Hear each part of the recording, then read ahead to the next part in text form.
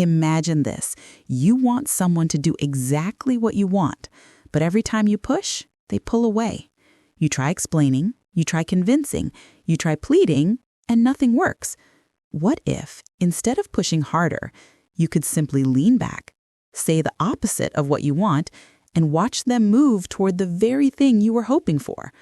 That isn't magic or manipulation from a movie.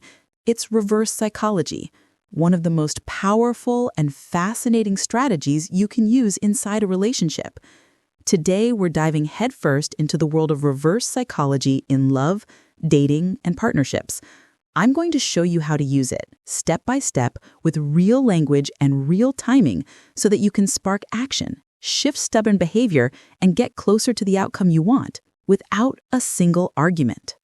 Before we jump in, pause for a second and hit subscribe, because the tactics in this video aren't just fun facts. They are practical psychological levers you can pull in everyday life. Every week on this channel, we break down hidden rules of communication, attraction, and influence, tools that let you stay 10 moves ahead in love and relationships. And don't even think of clicking away halfway through, because the most unpredictable, game-changing reverse psychology move is waiting at the very end. Even people who think they've seen every manipulation trick never see this one coming. So what is reverse psychology, really? At its core, it's the art of encouraging the opposite of what you actually want, so that the other person feels a deep, almost uncontrollable urge to prove you wrong. Psychologists call this inner reaction reactance, and it lives in every single one of us. The moment someone feels their freedom of choice being threatened, their instinct is to resist. It's the same feeling you get when someone tells you not to touch a sign that says wet paint. Suddenly, all you want to do is check if it's really wet. Reverse psychology takes that natural rebellion and uses it as a steering wheel. Instead of pulling someone toward a decision, you create just enough pressure in the opposite direction that their own pride, curiosity, and need for autonomy pull them exactly where you wanted them to go. Why does the brain fall for it? 3 deep forces are at work. First, reactance theory, the craving for freedom. The second someone says you shouldn't, you want it more. Second, the forbidden fruit effect. Anything that feels off limits suddenly shines brighter. And third, ego protection. People love proving others wrong. If you gently imply that they won't or can't do something, their self-image demands they take action. These forces are so deeply wired that billion-dollar ad campaigns are built around them. And in relationships where emotions and pride already run high, the effect multiplies. Let's translate that into real relationship strategy. Picture a couple arguing about taking a weekend trip. One partner keeps resisting. Normally, you'd argue harder or beg for compromise, but reverse psychology flips the dynamic. Instead of more persuasion, you relax and say, you know what? Maybe you're right. Maybe staying home really is easier. In that moment, the pressure disappears. The resisting partner suddenly feels a tiny spark of ownership. Without the tug of war, their brain begins to reconsider. A few days later, they might be the one suggesting the trip, convinced it was their idea all along. What changed? Nothing, but the direction of the push. This same pattern works in countless moments. Maybe you're trying to spark curiosity on a date. Instead of hyping a new restaurant, you casually mention it and add, almost offhand, honestly, you probably wouldn't like it. It's a little different. Instantly, you trigger a mix of ego and curiosity.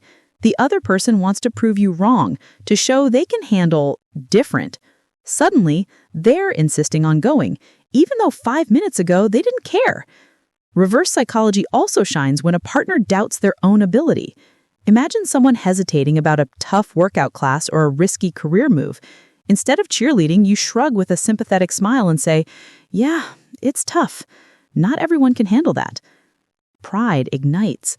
Instead of defending their limits, they defend their strength. They take action not to please you, but to protect their self-image. Sometimes, the most powerful move is silence itself. If your partner keeps stonewalling on a subject, future plans, finances, a commitment, you stop bringing it up entirely. You drop the rope. Humans hate uncertainty. The sudden absence of pressure becomes louder than any argument.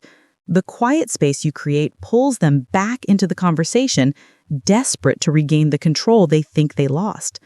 This approach can even turn reluctance into eagerness when you want someone to join an event or activity.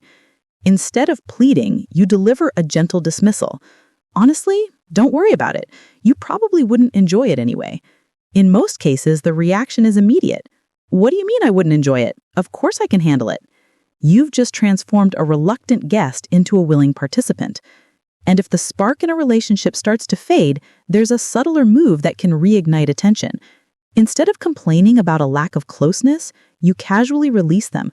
Maybe you need a night out on your own. You deserve it.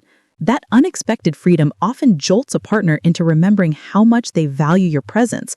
They pull closer, not because you chased, but because you let go. Even big milestones like moving in together or getting engaged can be nudged with reverse psychology.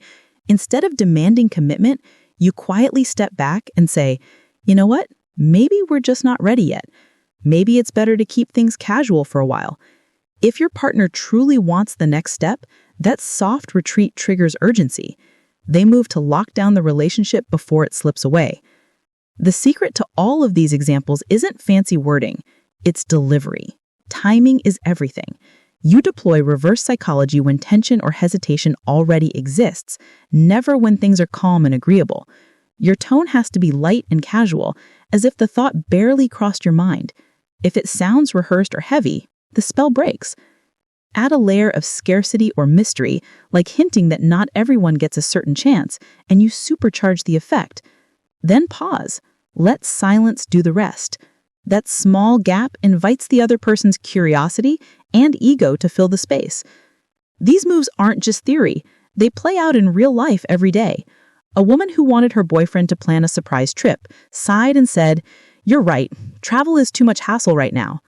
3 days later, he booked tickets, proudly claiming it was his idea. A man teasing his girlfriend about a brutal fitness class said, "Most people quit after a week."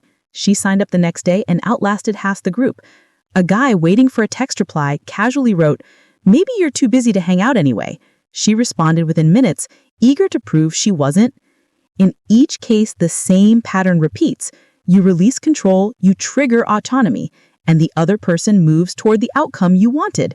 You can even layer tactics for extra punch. Imagine combining silent withdrawal with the casual suggestion that things might stay casual forever. The sudden vacuum plus the hint of distance can flip a hesitant partner into a committed one almost overnight. Or you might start with a mild challenge. You probably wouldn't like it. And then let silence build pressure until curiosity explodes. The key takeaway is simple but powerful. Reverse psychology thrives where resistance already exists. The goal is never to dominate.